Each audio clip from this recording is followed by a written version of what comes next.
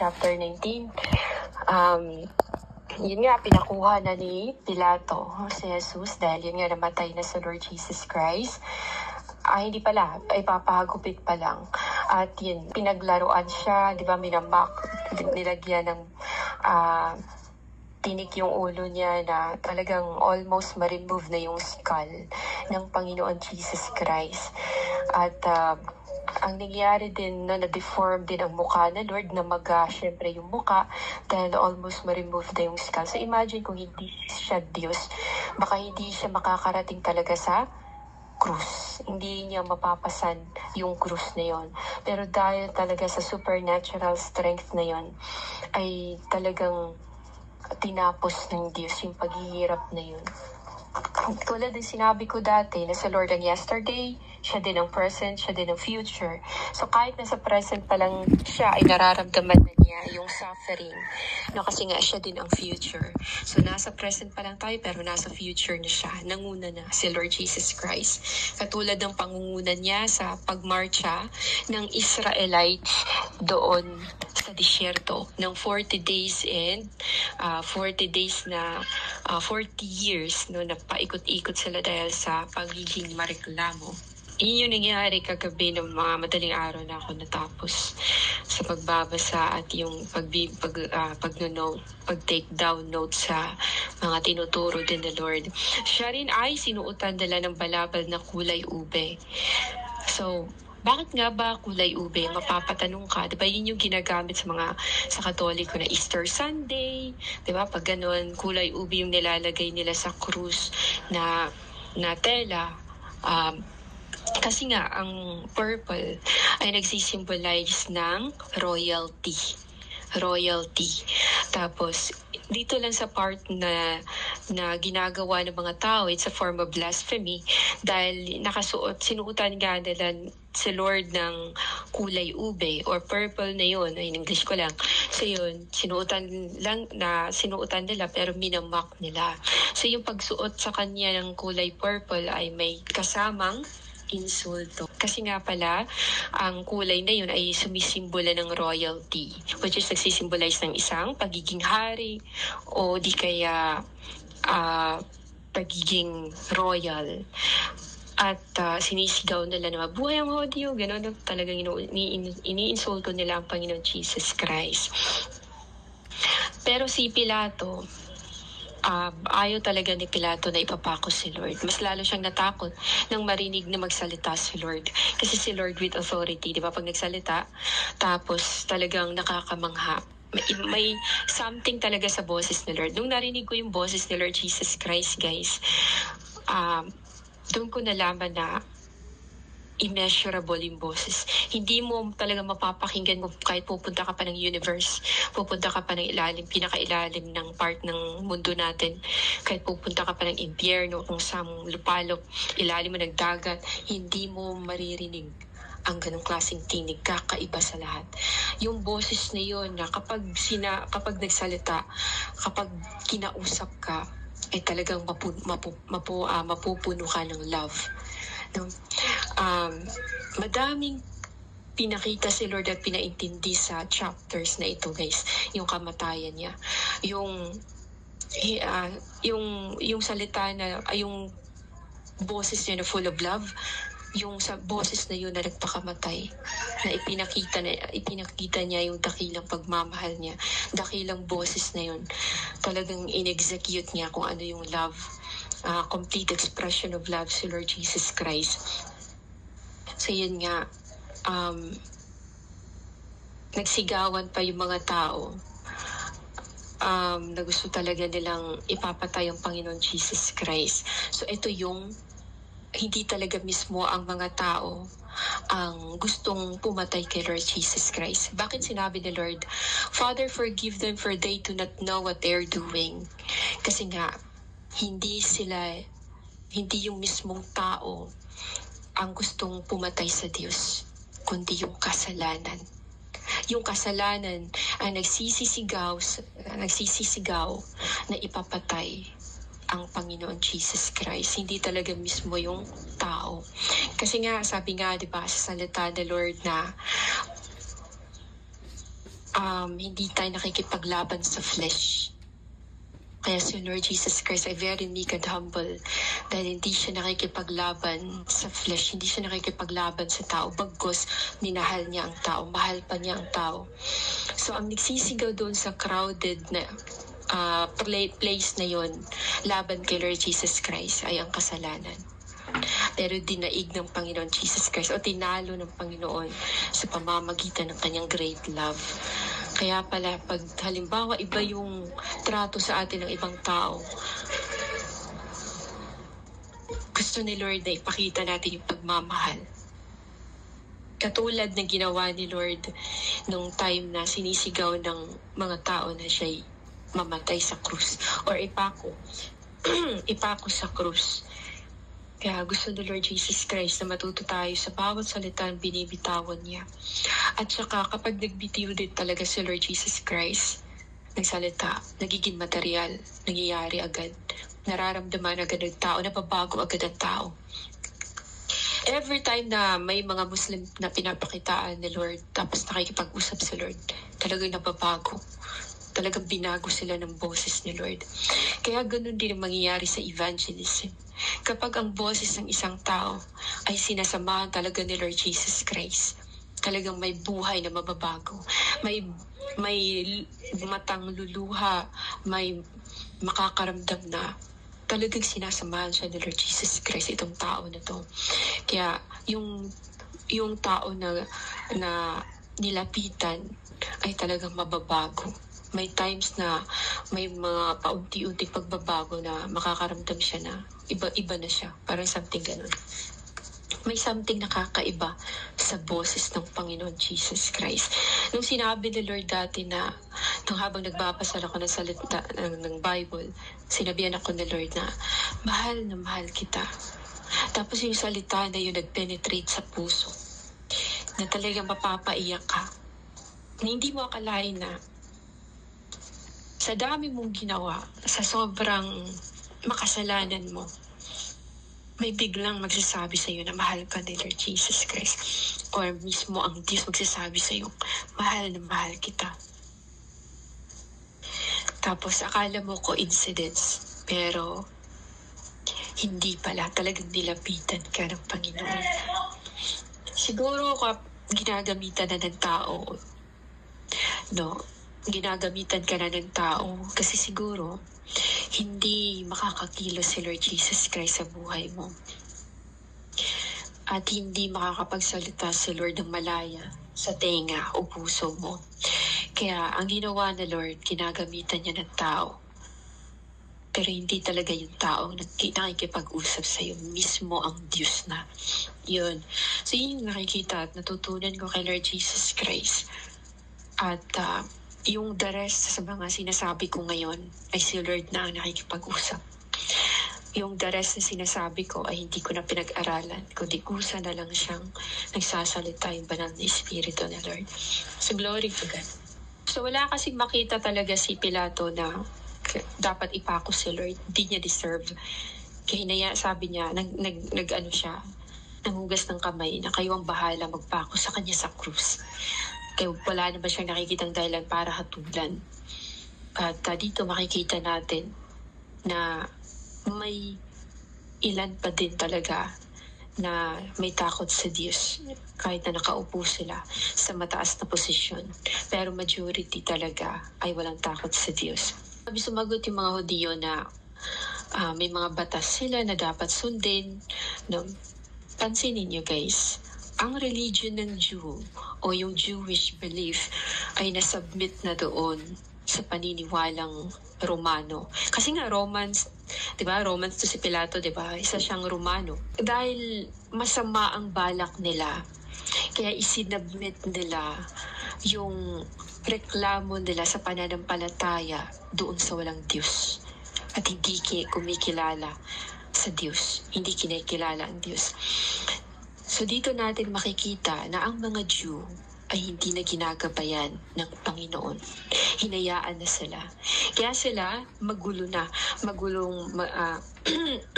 magplano, puro evil na yung sa isip nila. Ito yung sinasabi ng Lord na corrupt na yung isip ng tao at hindi na makapag-isip ng maayos, mabuti.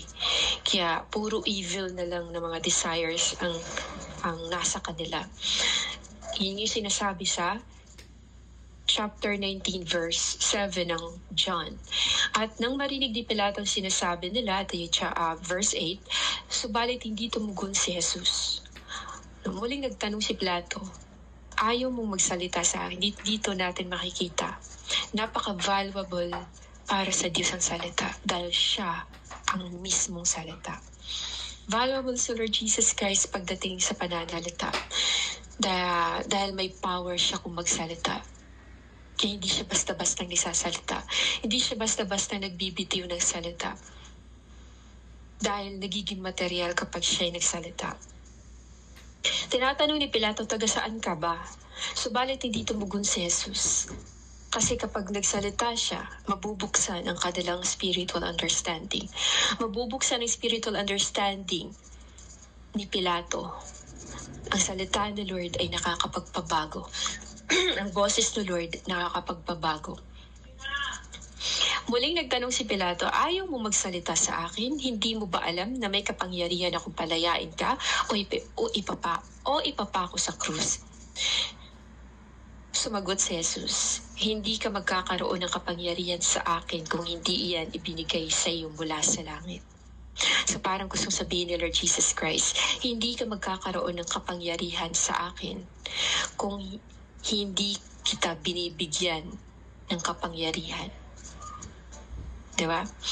Kaya't mas mabigat ang kasalanan ng nagdala sa akin dito sa harapan mo. Pero wala nang mas mabigat pa sa ginawa ni Judas Iscariote, ang ipagkanol ang Panginoon Jesus Christ sa kamay ng mga gustong pumatay sa Kanya. Yung kasalanan na nagsisigaw sa puso ng mga Parisiyo ang nag-udyok para ipapatay ang Panginoon Jesus Christ. So ganyan din ang nangyayari sa atin na kapag kahit na nagrepent ka na, inuudyukan ka ng kasalanan na magkasala. Hindi na ikaw yun, kundi ang kasalanan mismo na nag-uudyok sa'yo. Di ba? Hindi basta-basta salita sa Lord Jesus Christ. At sinasagot lang niya kung dapat nang sagutin. Dito makikita natin ang pagka-full of wisdom ni Lord. Siya talaga ang may-ari ng wisdom. Nang marinig ito ni Pilato, naghanap siya ng paraan upang palayain, di ba? Kasi kapag nagsalita si Lord at i-explain sa kanya kung sino talaga siya, manginginig sa takot. Baka mapapaupo sa takot si Pilato. Kaya hindi nagsalita ang Panginoon Jesus Christ kasi kapag nagsalita siya, baka hindi din ma-fulfill ang Holy Scripture, ang sinasabi ni Lord Jesus Christ sa kanyang salita na kailangang matupad. Kaya naghanap talaga siya ng paraan para palayain. Pero hinayaan ni Lord na matakot si Pilato sa mga sinasabi sa mga sinasabi ng mga Hudyo para maisakatuparan nga yung sinasabi sa salita ng Panginoon. At yun nga, sinabi ng mga Hudyo na kung kapag pinalaya mo ang taong iyan, hindi ka kaibigan ng emperador. Ang sino man nagsasabing siya'y hari ay kalaban ng emperador. So, naghahanap talaga sila ng rason para maipapatay ang Panginoon. Pero hindi yun mangyayari kung hindi sila pinahintulutan ng Panginoon Jesus Christ. Dahil ang Panginoon ang may control sa lahat. Lahat ng galawan dito sa mundo ay ang Panginoon ang may control. Alam natin yun. Kaya go with the flow lang tayo. Mangyari ang kung anong mangyayari. Ang hindi ay hindi. Ganun lang guys. Katulad ng sabi ni Lord Jesus Christ, ang maniwala sa iyo, maniwala, ang hindi ay hindi. Huwag pahirapan ng sarili. Huwag kang lingon ng lingon. Kasi kapag lagi kang lumilingon, magkakasala ka. No? Yun yung nangyayari sa ibang mga tao. Panay lingon. Katulad ng asawa din ni Lot na sinusunog na yung Sodom at Gomorrah, panay lingon siya. So yun nga, nung sinisigaw ng kasalanan, patayin siya. Hindi ba sinabi sa Roma? For the wages of sin is death, but the free gift of God is eternal life. Pinapapatay si Lord Jesus Christ at sinisigaw yun ang kasalanan kasalanan na naghahari sa puso ng mga tao. Kaya ibinigay sa kanila ni Pilato si Jesus upang siya ipako sa krus. Yun yung nangyari para ma-fulfill at para mailigtas tayo dahil kung wala at hindi hinayaan ng Lord na isisigaw ng mga makasalanan na yun ay papapatay si Lord, hindi tayo maliligtas at hindi tayo magkakaroon ngayon ng Bible study, guys. Hindi mamumunga, hindi tayo makakatanggap ng eternal life mula sa Diyos. Na dito sinasabi sa verse 17, inilabas siyang pasa ng kanyang krus papunta sa lugar na kung tawagay, dako ng bungo, Golgotha sa wikang Hebreo. Doon ay pinako siya sa krus kasama ng dalawa pa, isa sa gawing kanan at isa sa kaliwa. Ito yung sinasabi ng Lord Jesus Christ, ay pinapakita ng Lord Jesus Christ na may dalawang klaseng tao, yung nagre-repent at yung nagmamak, nakakapag-blaspheme. So, dalawang klase lang talaga yung tao, guys, na dito sa mundo. Ang taong may Diyos at ang wala. Hindi ka pwede magsasabi na hypocrite, yung salitang hypocrisy o kung meron ang tao ng ganun, guys, equivalent na din yun sa walang Diyos. So, ang dalawa lang yan, faithful ka, at unfaithful dahil wala kang Diyos. May langit at may impyerno. So gumawa si Pilato ng isang karatula at iniligay sa krus. Ganito ang nakasulat: si Jesus na taga Nazaret, ang hari ng mga Hudyo. Nakasulat ito sa mga wikang Hebreo, Latin at Griego. So ito, ginagabayan si Pilato na yun ang isulat niya.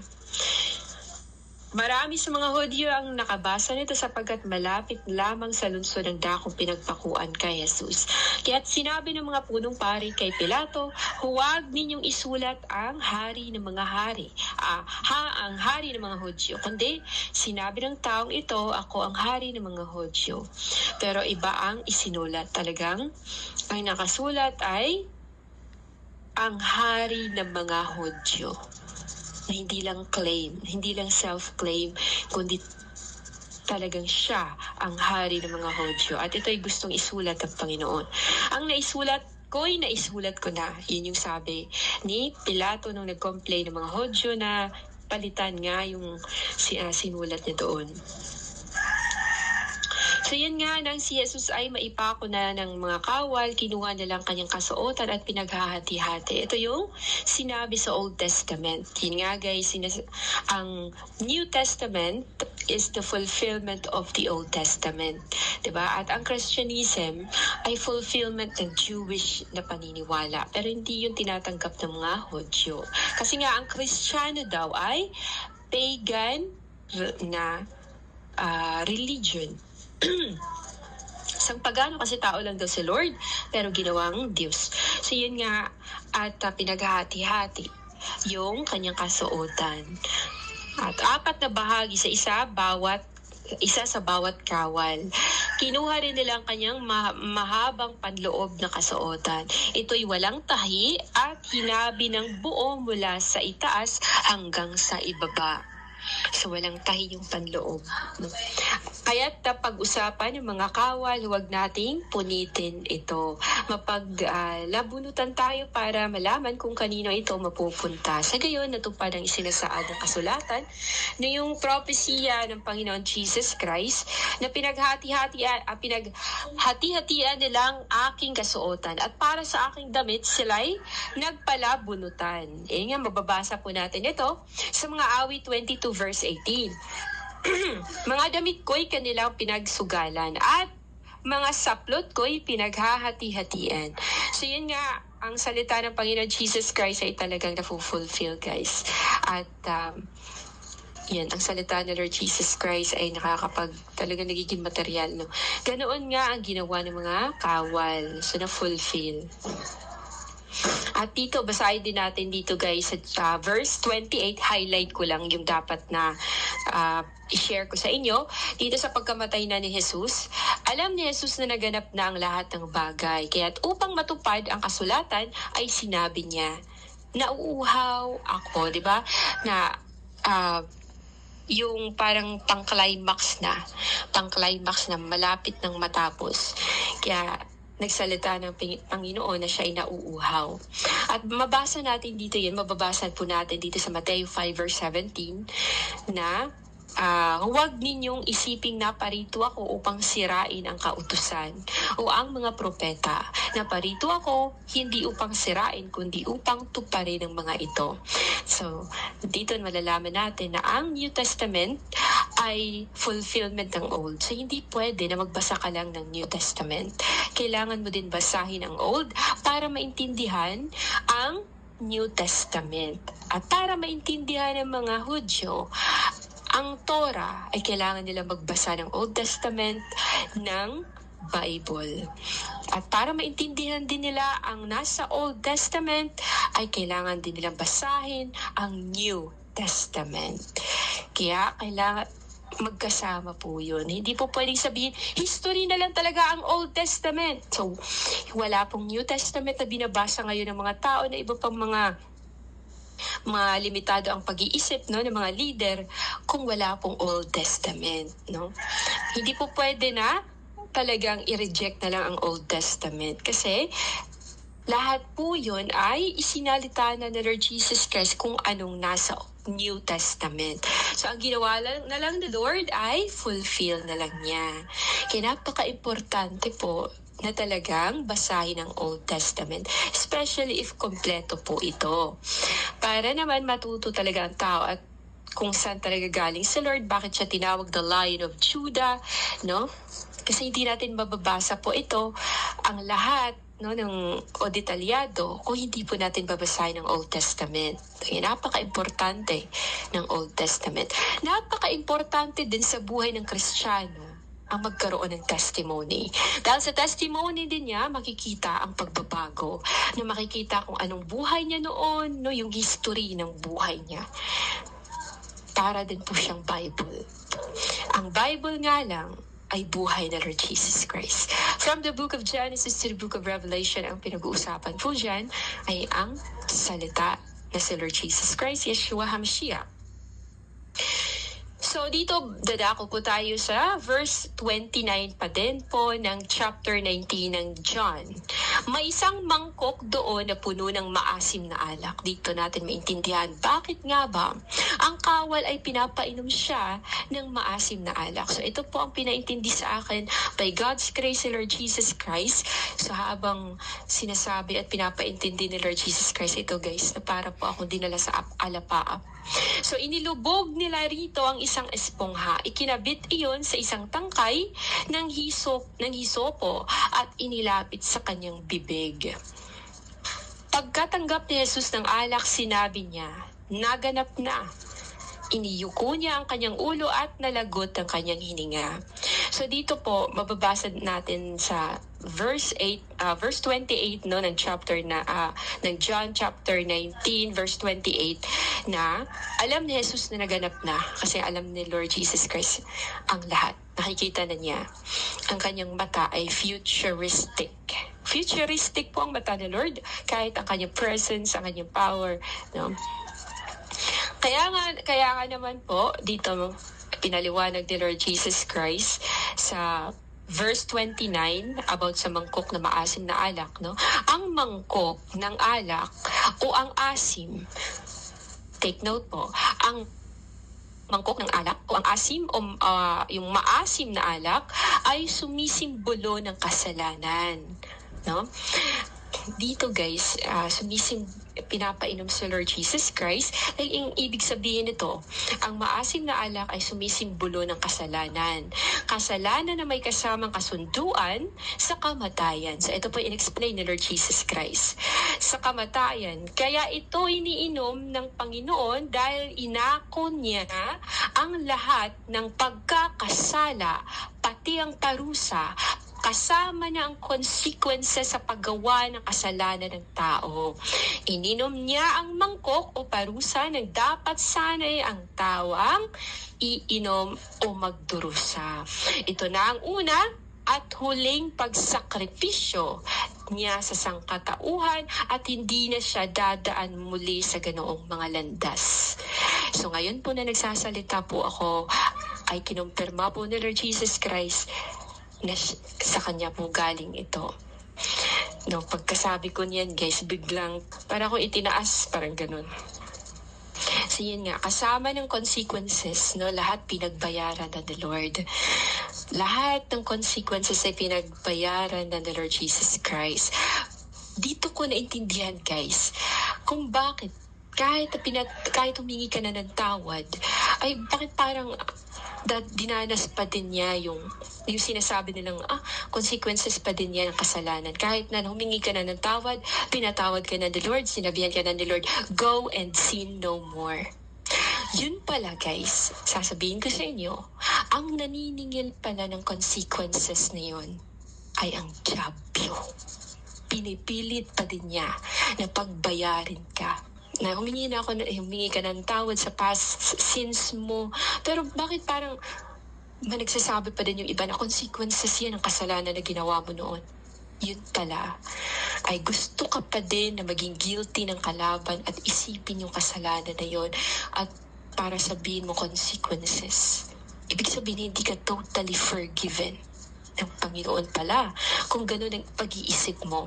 Kasi dito pala sinabi na ni Lord, pinagbayaran na niya. Ang gagawin lang talaga ng tao ay maniwala. Maniwala ka. You can move mountains. Kaya pala sinasabi, consequences yan, ganito, ganyan. Hindi pala yun, guys.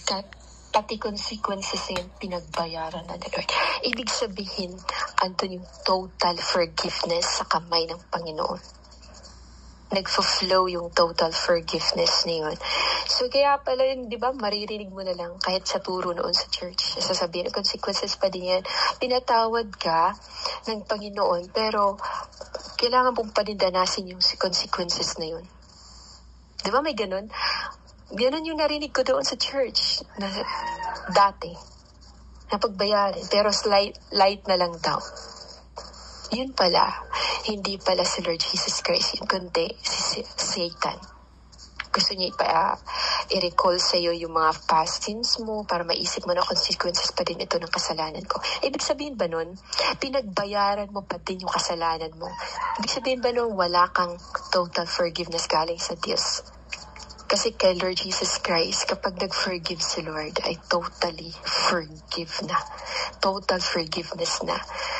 Wala nang hindi na iisipin ni Lord yung kasalanan mo. Hindi ka na pagbayarin. Hayaan ka. Sige, go and sin no more. Inagaw ni Lord. Inako ni Lord Jesus Christ. Ang suffering, consequences, parusa na yun. Lahat. Inako ni Lord Jesus Christ. Ibig sabihin, siya ang the great ransom. He lays down his life for his sheep. Pero talagang tiningnan pa din niya tayo, guys, na makasalanan. Just imagine that. Gaano ka makasalanan, pero patay ka na, nirevive ka pa ng Spirit ni Lord. Patay ka na nga, pinadalhan ka ng mensahero ni Lord. Na-revive ka. Kasi gusto ni Lord Jesus Christ na makasama sa langit. Mababasa din natin dito sa Jeremiah 31 verse 29. Pagdating ng panahong iyon, hindi na nila sasabihin, mga magulang ang kumain ng ubas na maasim, ngunit mga anak ang nangingilo ang mga ngipin. Ibig sabihin, gusto iparating ni Lord Jesus Christ na kung magkasala ang ama, ay ang ama lang ang paparusahan. Hindi na ito pa maipapasa sa kanyang mga anak. Kaya sinabi dito na pagdating ng panahong iyon, hindi na nila sasabihin mga magulang ang kumain ng ubas na maaasim o ang mga magulang nagkakasala pero naipasa ang generational curse doon sa mga anak. Pagdating kay Lord Jesus Christ, hindi na ito mangyayari. Puputulin ito ng Lord. Ang paparusahan lamang ay yung nagkakasala. Siyan nga, sinaksak yung ng sibat ang tagiliran ni Lord Jesus Christ. So, syempre, napaka-importante para sa mga Hodyo yung araw ng pamamahinga. Very precious sa kanila yun, guys. Kasi nga, kahit pasalakayin sila, kapag araw ng pamamahinga, hindi sila lumalaban. Kahit pamamatay sila. Nire-respeto, may great reverence sila sa araw ng pamamahinga, kahit mga hypocrite sila. No? Talagang literal na lang sa araw ng pamamahinga. I don't know kung may great reverence pa ba sila sa Panginoon. Dahil natatangi para sa kanila ang araw na iyon. No, kaya hiniling nila kay Pilato na ipabali ang mga binti kasi nga ayaw nila na may maabutan doon na makasalanan na nakapako pa sa krus, no? At alisin ang mga bangkay. Yun, kailangan na maglinis. In short, kailangan maglinis. So pumunta nga roon ang mga kawal at binali ang mga binti ng dalawang ipinakong kasama ni Jesus. Ngunit pagdating nila kay Jesus at makitang patay na siya, hindi na nila binali ang kanyang mga binti. Nakita nila guys na patay na si Lord, kaya hindi din talaga hinayaan na binali pang kanyang paa. Dahil sinabi na salita ng Lord na walang madudurog na buto. So yun nga, walang mabaling buto kay Lord Jesus Christ. Subalit sinaksak ng isang kawal ang tagiliran ni Jesus sa pamamagitan ng sibat at agad lumabas doon ang dugo at tubig. Diba sinabi sa salita din ni Lord Jesus Christ na ang witness, saksi ng kanyang kamatayan, diba? May 3 saksi ng kanyang kamatayan. Dugo, yung tubig, at saka yung espiritu. Diba?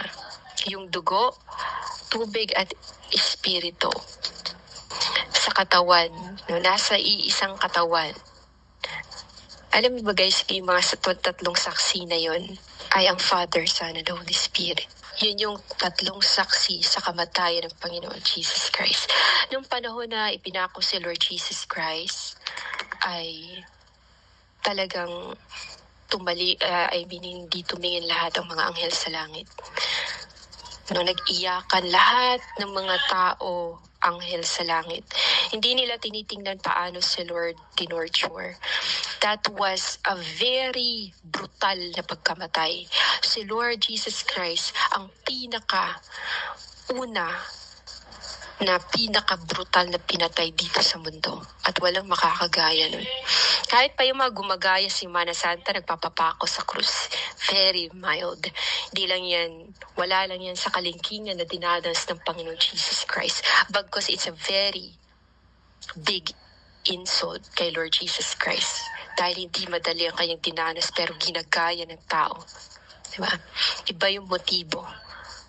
Yung gustong gayahin.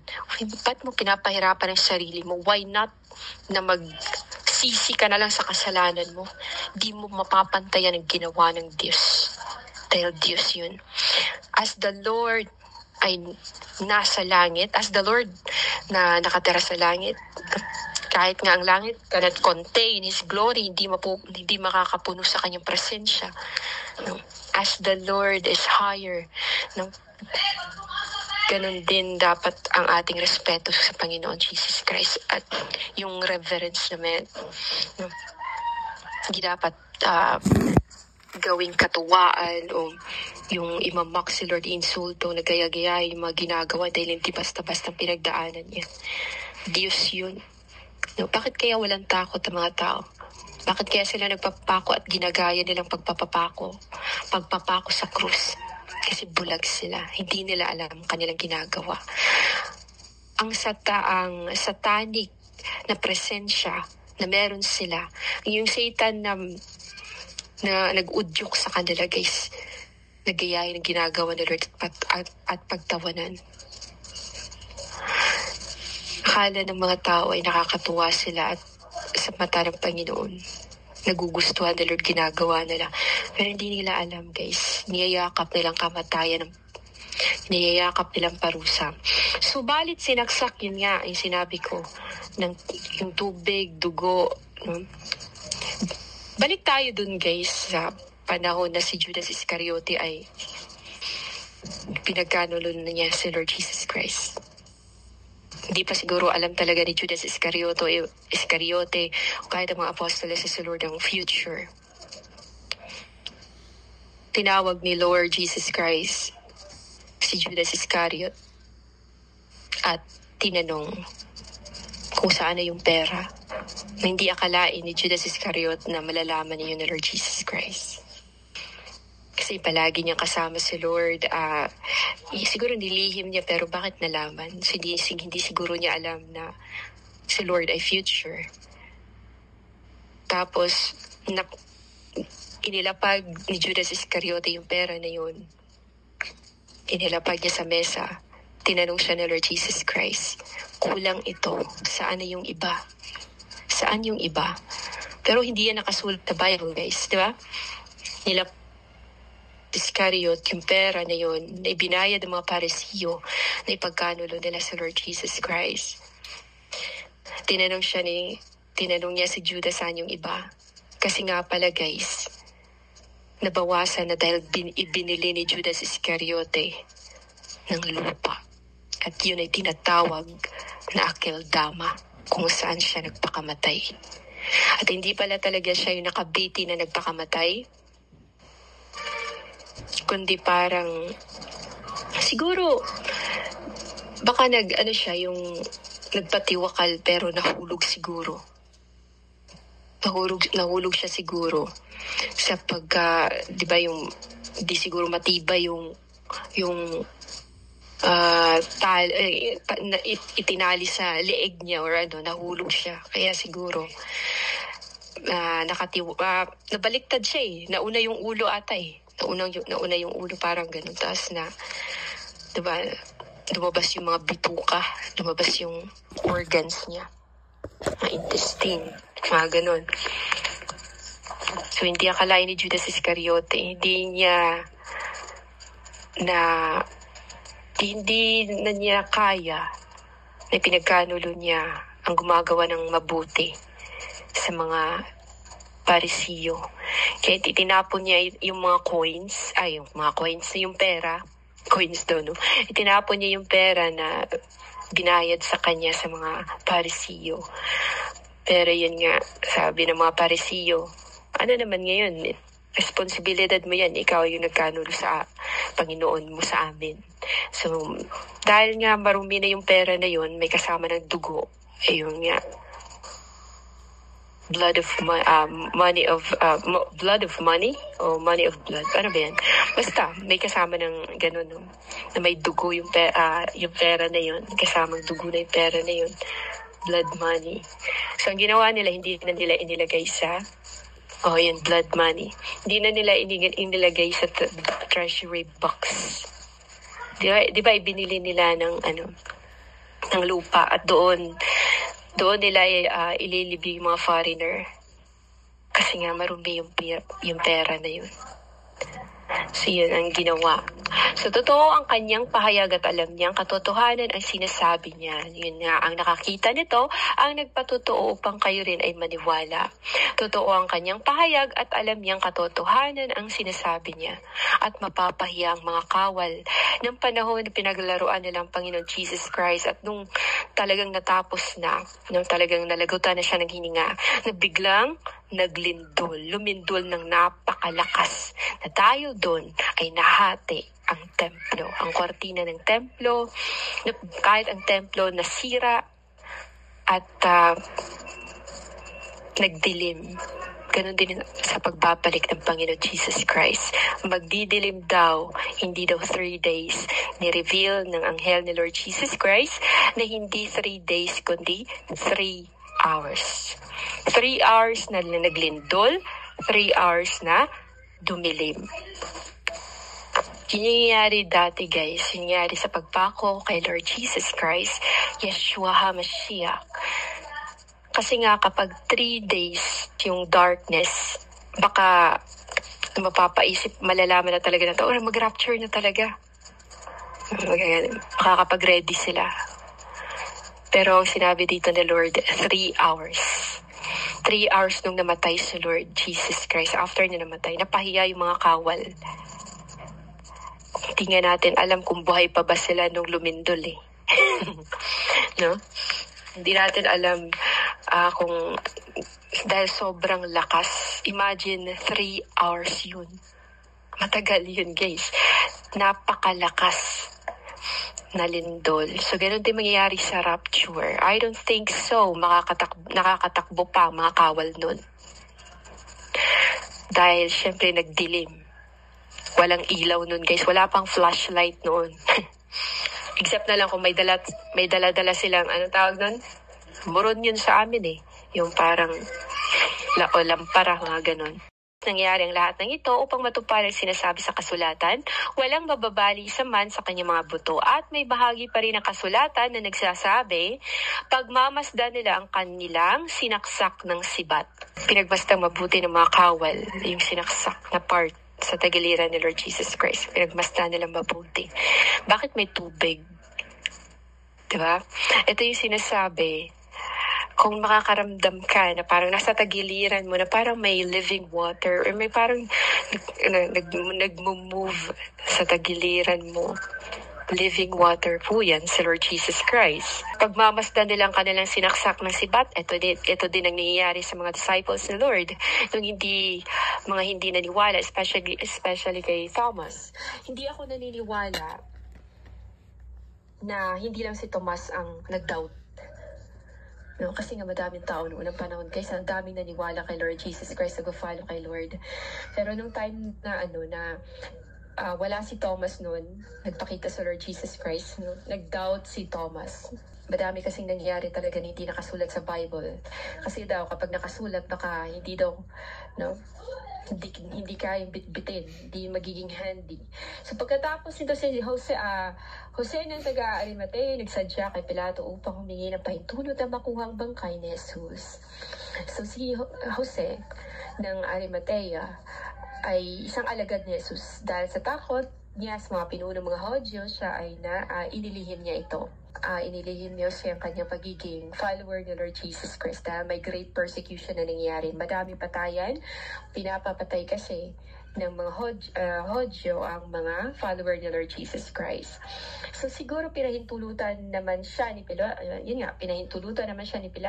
kaya't kinuha niya ang bangkay ni Jesus. Kasi nga si Pilato, may paniniwala din siya na si Lord Jesus Christ ay hindi talaga normal na tao. Yung nakaramdam na siya ng takot kapag nagsalita sa Lord, nakakaramdam siya ng kakaiba, nakakaramdam siya ng supernatural na feelings. Kaya si Pilato din ay hindi nagdalawang isip na ibigay kay Jose ng Arimatea. Hindi nga natin alam, baka sikreto din na follower ni Lord Jesus Christ, si Pilato. Sa kasama rin niya si Nicodemo, di ba, naalala niyo si Nicodemo, di ba?